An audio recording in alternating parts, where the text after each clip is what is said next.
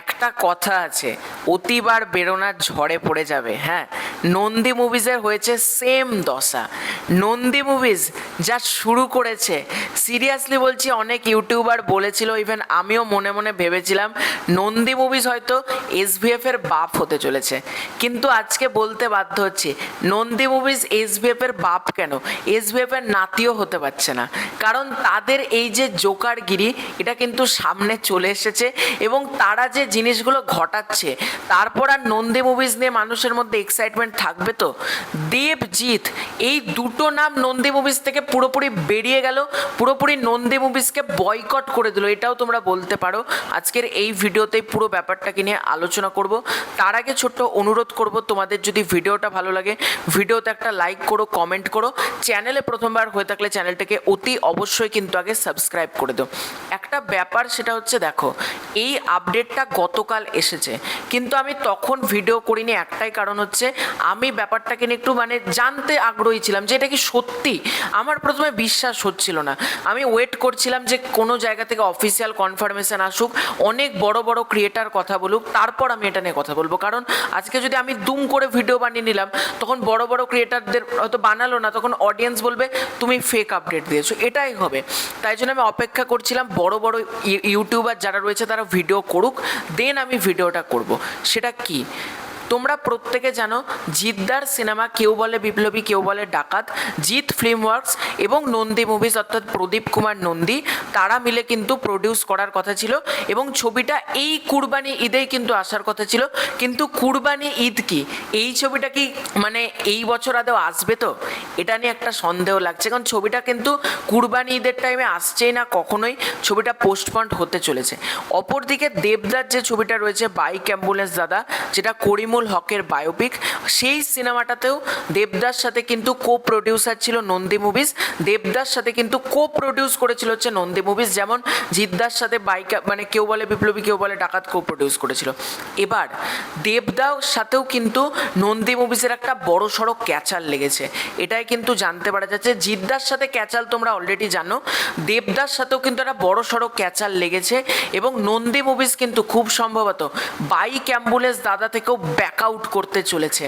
হ্যাঁ, তোমরা একেবারে ঠিক শুনেছো। এবার প্রশ্ন, তাহলে কি দেবদা বা জিদ্দা তাদের সোলো প্রোডাকশন হাউস থেকে ছবিটা আনবে? উত্তর হচ্ছে না। হ্যাঁ, উত্তর কিন্তু না। অর্থাৎ জিদ্দার সাথে শোনা যাচ্ছে কেউ বলে বিপ্লবী, কেউ বলে ডাকাতে যুক্ত হতে চলেছে সুরিন্দার ফিল্মস। অপরদিকে কিন্তু দেবদার বাইক অ্যাম্বুলেন্স দাদাতে যুক্ত হতে চলেছে বেঙ্গল টকিজ অর্থাৎ অতনু রায়চৌধুরীর যে প্রোডাকশন হাউস, যাদের সাথে দেবদার টনিক, প্রজাপতি 2, প্রজাপতি, প্রধান, সাজবাতি, আবার টনিক 2 যাদের সাথে আসছে, তারাই কিন্তু অ্যাসোসিয়েট হতে চলেছে। এবার একটা ব্যাপারে আমি কনফার্মেশন নেই, সেটা হচ্ছে জিদ্দার সাথে কি সুরিন্দারই ঢুকছে, এটা আমি বলতে পারছি না, কারণ এটা ঠিক আমার বিশ্বাসযোগ্য মনে হচ্ছে না। এবং বিভিন্ন জায়গা থেকে যেরকম লেখা দেখছি হতে পারে, হওয়ার সম্ভাবনা, এরকম যেহেতু লেখা হচ্ছে, জিদ্দার সাথে সুরিন্দার ফিল্মস, এটার চান্সেস সামান্য কম। হয়তো জিদ্দার সোলো প্রডিউসও করতে পারে, আবার কে বলতে পারে তো সুরিন্দারা করলো জিদ্দার সাথে, এটাও হতে পারে। আর দেবদার বাইক অ্যাম্বুলেন্স দাদার ক্ষেত্রে 95% কনফার্ম কিন্তু নন্দী হচ্ছে, বেঙ্গল টকিজ ঢুকছে, এটাই কিন্তু বর্তমানে জানা যাচ্ছে। অর্থাৎ নন্দী মুভিজের যেটা ছিল সেটা কিন্তু সম্পূর্ণ ধরাশায়ী হয়ে গেছে, দেবজিৎ বেরিয়ে যাচ্ছে। তারপর যেটা বৈরাগী যে সিনেমাটার অডিশন শুরু হবে, সেখানেও কিন্তু জিদ্দার প্রোডাকশন হাউস যুক্ত ছিল, এবার তারাও কিন্তু যুক্ত থাকছে না। নন্দী মুভিজ এবার সম্পূর্ণ একা, ডেফিনেটলি কোনো না কোনো কারণ রয়েছে, তারা কো প্রডিউস করতে পারছে না, তারা হ্যান্ডেল করতে পারছে না, অনেক ব্যাপার রয়েছে। বস, সিনেমাতে আমার কাছে প্রচুর টাকার মালিক, আমি সিনেমাতে ইনভেস্ট করব, হয় না এরকম করে।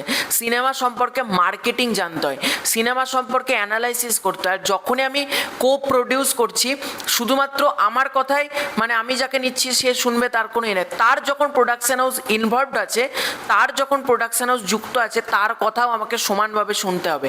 আমি যদি নিজের গাজোয়ারি দেখাই তাহলে এই জিনিসটাই হবে। আর প্রদীপ কুমার নন্দীর আমি বেশ কিছু ইন্টারভিউ দেখেছিলাম, সে বলছে আমি একটা সিনেমা দেখতে যাব, একজন ক্রিয়েটারটাকে বিক্রি করতে যাচ্ছে একটা সিনেমা, সে বলছে আমি দেখতে যাবো, আমাকে 30,000 টাকা দিতে হবে, আমি আমার সময় অপচয় করে দেখতে যাবো, এটা সে বলছে। বুঝতে পারছো কীরকম প্রডিউসার? সে ডাইরেক্টলি বলছে, তার একটা ইন্টারভিউ দেখলাম নিজে, সে নিজে বলছে যে আমি সিনেমাটা দেখতে যাব, আমাকে 30,000 টাকা দিতে হবে, যদি ছবিটা ভালো লাগে আমি ছবিটার রাইটস কিনে নেব, তাহলে আমার টাকাটা লাগলো না, মানে 30,000 টাকা দিতে হবে না। আর আমার যদি ইচ্ছে না হয়, আমি মানে যদি না কিনি ছবিটা, তাহলে 30,000 টাকা দিতে হবে আমাকে। এটা হচ্ছে শর্ত। তাহলে উনি যেরকম শর্ত রাখছে, বুঝতে পারছো, তারপর দেবদা কাজ করবে। আর ছবির রাইটস নিয়ে বিশাল ঝামেলা লেগেছে, মানে তোমরা বুঝতে পারছো না কোন পর্যায়ে ঝামেলাটা রয়েছে। এখন কোনো অবস্থাতে শর্ট আউট করার না, এখন কিছুদিন জাস্ট তোমরা ওয়েট করো, যখন তখন অ্যানাউন্সমেন্ট আসতে পারে যে বাইক অ্যাম্বুলেন্স দাদাতে মানে ঢুকে গেছে বেঙ্গল টকিজ আর জিদ্দার সাথে সুরিন্দার, এরকমই কিন্তু আসতে চলেছে। তো তোমাদের এই পুরো এন্টার বিষয়টাকে নিয়ে কি মতামত কমেন্ট করে জানিও। খুব শীঘ্রই দেখা হচ্ছে নতুন কোনো ভিডিওতে। চ্যানেলে প্রথমবার হয়ে থাকলে চ্যানেলটাকে অবশ্যই সাবস্ক্রাইব করে দিও। ভিডিওতে বাই বাই।